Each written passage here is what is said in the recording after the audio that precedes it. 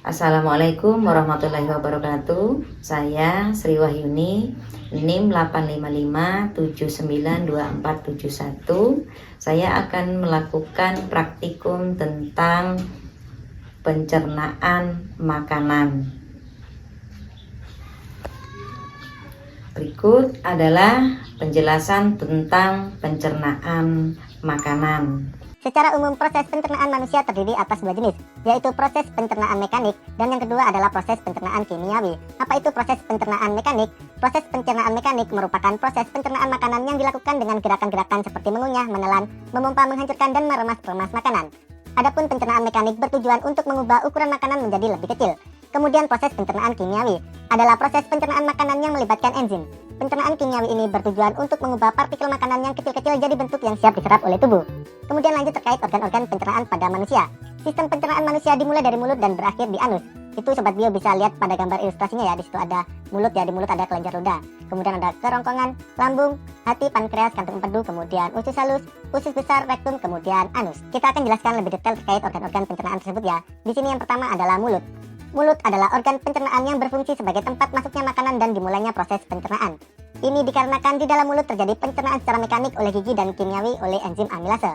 Kemudian tadi kan gigi. Gigi itu bertujuan untuk menghancurkan dan menghaluskan makanan. Inilah yang menyebabkan terjadinya proses mekanik. Berikut penjelasannya. Yang pertama ada gigi seri, letaknya di depan, berbentuk seperti kapak, berfungsi untuk memotong makanan.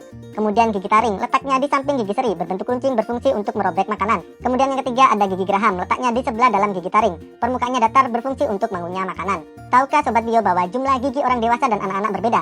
Pada anak-anak terdapat 20 gigi susu, sedangkan pada orang dewasa terdapat 32 gigi tetap. Kemudian di mulut bagiannya ada yang namanya lidah. Lidah terdapat pada bagian bawah rongga mulut. Lidah memiliki fungsi sebagai indera pengecap yang merasakan berbagai macam rasa pada makanan. Lidah juga membantu kita dalam mengunyah, mengaduk makanan, dan mendorong makanan ke kerongkongan serta membantu untuk bersuara. Kemudian bagian selanjutnya ada kelenjar ludah. Kelenjar ludah berperan menghasilkan ludah atau air liur. Air liur sendiri berfungsi untuk membasahi makanan, sehingga mudah untuk ditelan dan dicerna.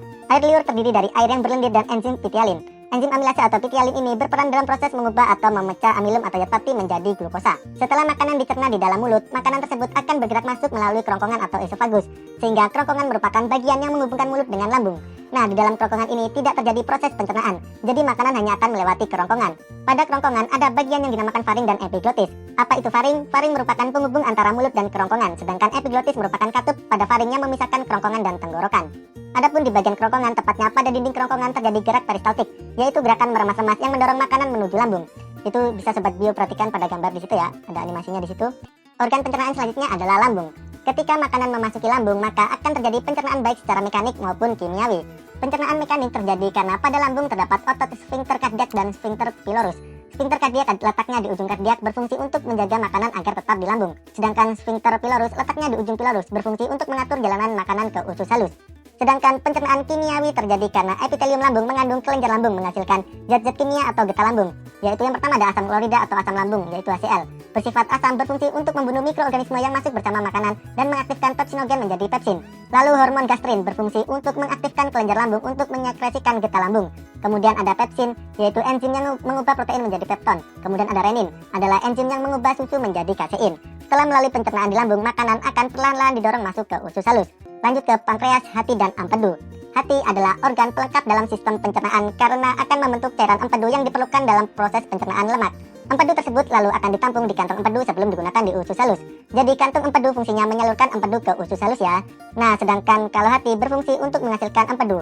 Lalu kalau pankreas berfungsi untuk memproduksi enzim pencernaan untuk mencerna karbohidrat, protein, dan lemak di usus halus.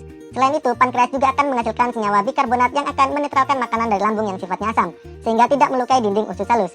Adapun gambar letak pankreas, hati, dan kantung empedu dalam tubuh manusia itu bisa Sobat Bio lihat ya. Itu ada hati, kemudian yang warna agak kuning itu pankreas, dan yang warna hijau itu adalah kantung empedu. Organ pencernaan selanjutnya adalah usus halus.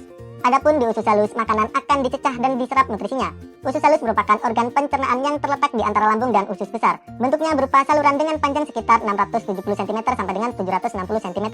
Nah, usus halus bisa dibedakan lagi menjadi 3 bagian, yaitu bisa Sobat Bio lihat di gambar ada duodenum, jejunum, dan ileum. Apa itu?